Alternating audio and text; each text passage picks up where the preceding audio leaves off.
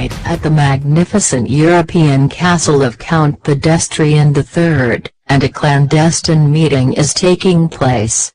A meeting in which the illustrious Count, who has diabolic plans of world domination with himself as the world dictator, has summoned Senator Devane from Murgatroyd for this secret midnight dinner in which he will lay out his treacherous plans and enlists the senator's aid in implementing these frightening plans.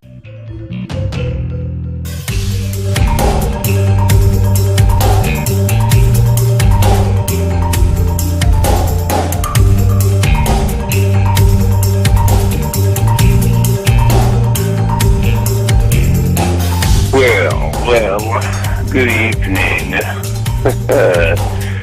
Senator Devane. I certainly do appreciate your presence here.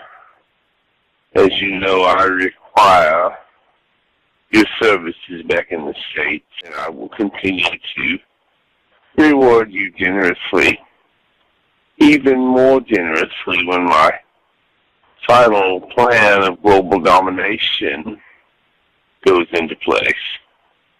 You see, Senator Devane, it is my intention in a very short period of time to appoint you as head of the North American continent once I am head of the international global order.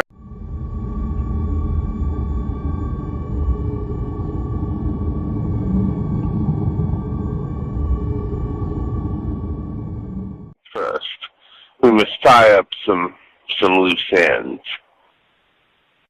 Of course, as you know, your dear city of Murgatroyd was burned to the ground by this loose cannon, this serial killer.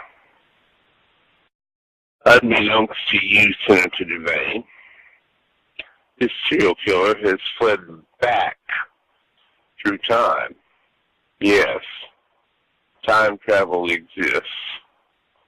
Someone named Dr. Derrickson has developed it. On my behalf, I might add, I've been funding his experiments for years. I plan to use time travel to enact my plan of global domination.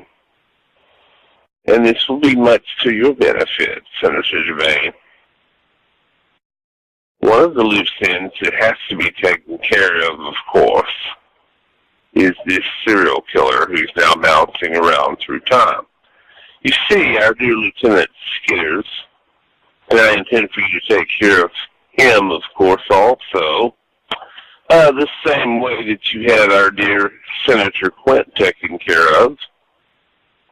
You see, Lieutenant Skitters has already appeared on television claiming that he has direct evidence that links me to the assassination of Senator Quint. Now, as you know, being a count and remaining here in Europe and having a level of diplomatic immunity that I enjoy, it is somewhat difficult for Lieutenant Skitters to touch me. But he's destroying and damaging my reputation, and for that he must pay. Of course, none of it can ever trace back to me. Just as none of Senator Quint's assassination should be traced back to you. Though, of course, as you well know, it can be. And if it becomes necessary, I would hate to have to expose those facts to the public. I'm afraid your wonderful senatorial career would go straight down the drain, and you'd be spending a lot of time in prison. And we can't have that now, can we, Senator Devane? Now, if you're going to be in charge of the North American continent, so, Senator Devane, I'm sure you know what you have to do when you go back to Murgatroyd. You've got to send somebody back in time to find and kill this serial killer. And in our own present time, you've got to take care of Lieutenant Skitters for me. So, it's been quite a pleasure, Senator Devane. Thank you for having this late night clandestine midnight dinner here at my castle. I trust you will have a safe flight back to the United States, back to your wonderful constituents in Murgatroyd.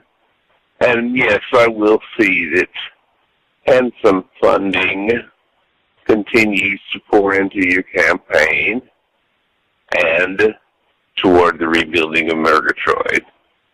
It will be, shall we say, my capital city on the North American continent, and I shall occasionally visit it. Good evening, Senator Devane.